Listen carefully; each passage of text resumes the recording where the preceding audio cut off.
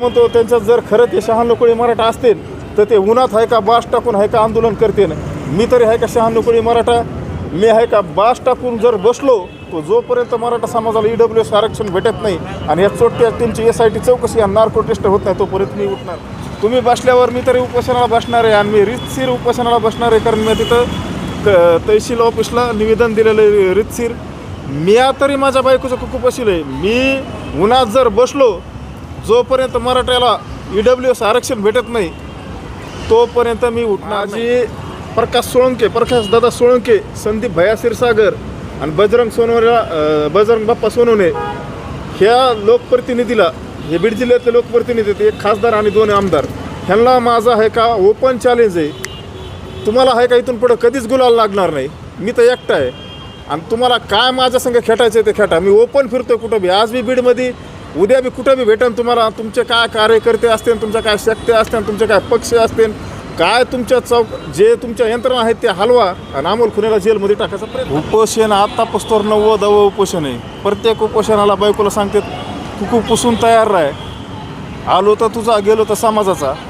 आपण तुम्हाला किती वेळेस बायकोचा कुकू पुसवायचं आहे आणि किती वेळेस समाजासाठी, म्हणजे तुम्हाला काय असे पुनर्जन्म आहे का 4 जन्म तुम्हाला मिळते का काय, मला ह्याच गोष्टीचं कळा नाही. मी तरी तुम्ही बसल्यावर मी तरी उपोषणाला बसणार आहे आणि मी रीतशीर उपोषणाला बसणार आहे, कारण मी तिथं तहसील ऑफिसला निवेदन दिलेलं आहे रीतशीर. मी तरी माझ्या बायकोचं कुकू बसलं आहे. मी उन्हात जर बसलो जोपर्यंत मराठ्याला EWS आरक्षण भेटत नाही तोपर्यंत मी उठणार नाही. बीडच्या बसस्थानकमधून ह्याच्यामुळे बोलतो आहे. मी तर एकटाच आहे नाही, तर मला काही समाजातले कंटक मला म्हणतात की तू शेतातून बाईट देतो, ऊसातून बाईट देतो, तुझ्यात दम नाही. अरे माझ्यात दम आहे ना, आणि 96 कोळी मराठा आहे मी, आणि एका बापाची अवलाद आहे, त्याच्यामुळे इथून बसस्थानकमधून एकटा बाईट देतो ना. माझ्या पाठीमाग आहे का कोणी? एक सुद्धा नाही. आणि तुमच्यात जर खरं तुम्ही जे माझ्यावर कमेंट करतात ना समाजातले काही कंटक, तुम्ही जर खरं एका बापाची अवलाद असताल तर तुम्ही तिथं मनोज जरांगेला जाऊन प्रश्न विचारा. तुमच्याकडं अचानक तुमच्या प्रॉपर्टीमध्ये वाढ कसं काय झाली? पांडुरंग तारकने 49 एकर जमीन कशी घेतली? गंगाधर काळकुटेने चंदननगरला 7 गुंठे जागा कशी घेतली? स्वप्नील तारकने 1.5 कोटीत 6 एकर जमीन घेतली कशी?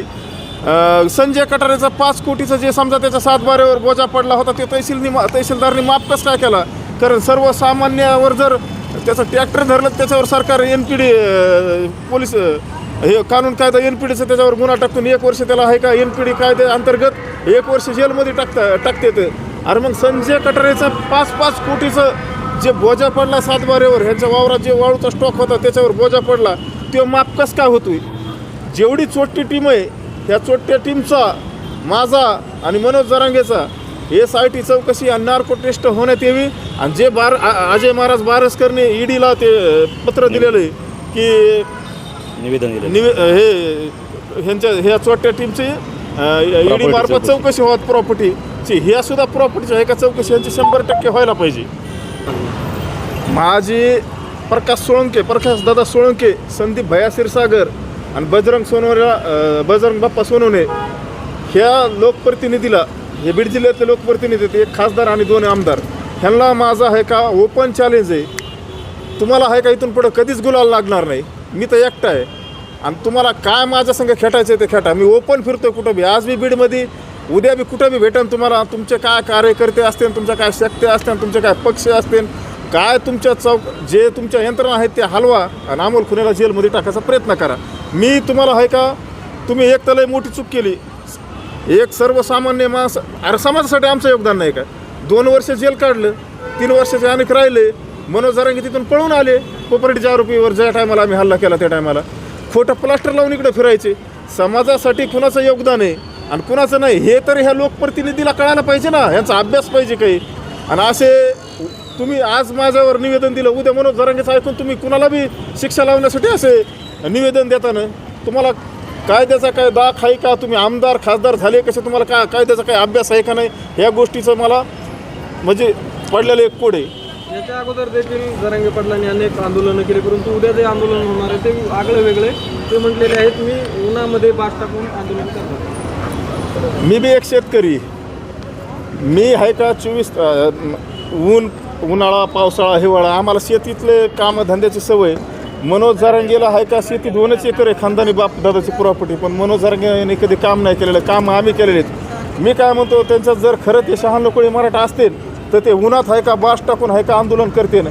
मी तरी आहे का शहाण्णव कोळी मराठा, मी आहे का बास टाकून जर बसलो तो जोपर्यंत मराठा समाजाला EWS आरक्षण भेटत नाही आणि या चोट्या टीमची SIT चौकशी या नार्को टेस्ट होत नाही तोपर्यंत मी उठणार नाही. उठणार ना मी. ते बसले की मी बी बसणार ना उपोषणाला आणि तिथंच बसणार. या अंतरवालीमध्ये बसतील तर मी थोडा साईडला बसन आणि 100 मागणी माझी एवढीच राहणार. गंगाधर काळकुटे आसन, आपला पांडुरंग तारक, स्वप्नील तारक, बद्री तारक, दादा घाडगे, तो आपले सुदाम मुकणे, किशोर मरकड आणि पुन्हा संजय कटारे, हे जेवढी टीम असेल ही एवढ्या टीमची SIT चौकशी आणि नार्को टेस्ट होण्यात यावी आणि माझीसुद्धा होण्यात यावी. मी जर ह्यांची सुपारी घेतली असली तर ती शिक्षा भोगायला मी तयार आहे. आणि जर ही चोट्टी टीम ह्याच्यात गटली तर ह्या चोट्ट्या टीमला आहे का समाजाने आहे का दगडाने ठेसून आहे का ह्यांचं शिवाजी पुतळ्यापाशी आहे का छत्रपती शिवाजी महाराजाच्या पुतळ्यापाशी साड्या घालून ह्यांना आहे का ह्याची झिंडा काढण्यात यावी. पुढील दिशा काय राहणार आहे? पुढली दिशा मी उपोषणाला बसणारच आहे ना. माझी मागणी तेवढीच आहे की माझ्या मराठा समाजाचे EWS आरक्षण गेले ते आरक्षणाच्या मागणीसाठी मी बसणार आणि ह्या छोट्या टीमचे SIT आणि नार्को टेस्ट लागण्यात यावी. या 2च मागण्यात माझ्या. की एकतर आमच्या मागण्या पूर्ण नाही झाल्या. अहो तुमचे 9 उपोषण झाले, गेलो तर तुझा आणि आलो तर समाजाचा कुठपासून तयार आहे. हे डायलॉग कवर खाणायचे. 9-10 उपोषणं झाले तुमचे. आत्तापर्यंत तुमच्या हैदराबादची गॅजेटचं अंमलबजावणी झाली. 308 कोण विसरपट्टी तिकीट निघलेत फक्त किती 308. आणि मग समाज घुसन कसा? समाजाला ज्या आरक्षणात लाभ होता ते आज आरक्षण गेलं ना. एवढं सुंदर आरक्षण होतं. आज तरुण पिढीला कळन जून महिना लागल्यावर हे ते आरक्षणाचं महत्त्व काय आहे. कुणबी प्रमाणपत्राचा फायदा फक्त कोणाला झाला माहिती का? ज्यांना जिल्हा परिषद लढायची, पंचायत समिती लढायची, जे ग्रामपंचायत लढायची, नगरसेवक व्हायचे, अशा लोकांचा फायदा झाला. ह्याने पैसे देऊन खोटे कुणबी दाखले काढून एकाने एक तर क्रिचन आहे पुण्याला नगरसेवक का काय झालं, त्याने मराठा कुणबी सरप तिकीट काढून नगरसेवक झाला आहे. ते मग हे आहे का पैसे देऊन आहे का? हे फक्त जे समजा मोठाले लोक त्यांना फक्त राजकारणासाठी ह्याने उपयोग केला ह्याचा. ह्याच्यात गोरगरीब सर्वसामान्य मराठ्याचा काहीही फायदा नाही, तिळमात्र सुद्धा फायदा नाही. समाजामध्ये आज बोबाटा उठलाय. 700 कोटी कुठंतरी देवस्थानावर ठेवलेत. मी काय कोणत्या देवस्थानाला गालबोट लावणार नाही, कारण मला तो अधिकार नाही. मी सुद्धा एक हिंदू धर्माला मानणारा माणूस आहे. पण असा समाजात मेसेज गेला आहे की ह्यांनी कोणत्या तरी देवस्थानात 700 कोटी काय ठेवलेत, ह्याचीसुद्धा आहे का EDने चौकशी करायला पाहिजे. जेवढे काय असते ना समजा ह्याच्यात चोट्टे भामटे हे सारे उघडे पडायला पाहिजेत. इथून पुढं आहे का समाजाच्या नावावर कोणी अशी पोळी भाजणार नाही. आणि हे समाजाच्या 100% लक्षात आले. 50% लोकांपासून हे मेसेज गेलेला आहे. जे काय असेल ते आहे का समाजाने आहे का हे ओळखलेलं आहे. पण सरकार मायबापाने ह्याच्यात आहे का गांभीर्याने लक्ष देऊन या गोष्टीचा सखोल चौकशी करावा. मनोज जारंगे तुम्हाला काय वाटतं? हे फक्त हे जे आता जे टेंडर कॅन्सल झालेत का, ते 980 कोटीचं, 150 कोटीचं, 30 कोटीचं, हे जे एवढे टेंडर आहेत हे टेंडर कुठेतरी परत आपल्याला द्यावात ह्याच्यासाठी हे उपोषण असेल माझं एक समजा एक माझा तर्क आहे.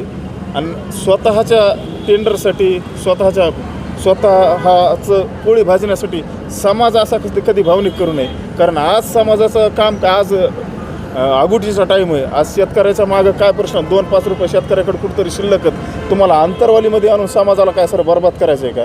आज त्यांचं बी भरण्याचा टाईम आहे, शेतातले उलीतिली काम होतं. समाज तिथं आणून तुम्हाला काय करायचं आहे? तुम्हाला वारा घालायचा आहे का समाज तिथं आणून?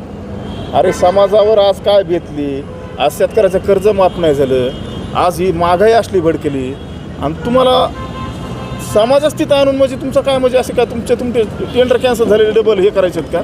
कवर डीलपती होतात, कधीतरी थलपती व्हा ना.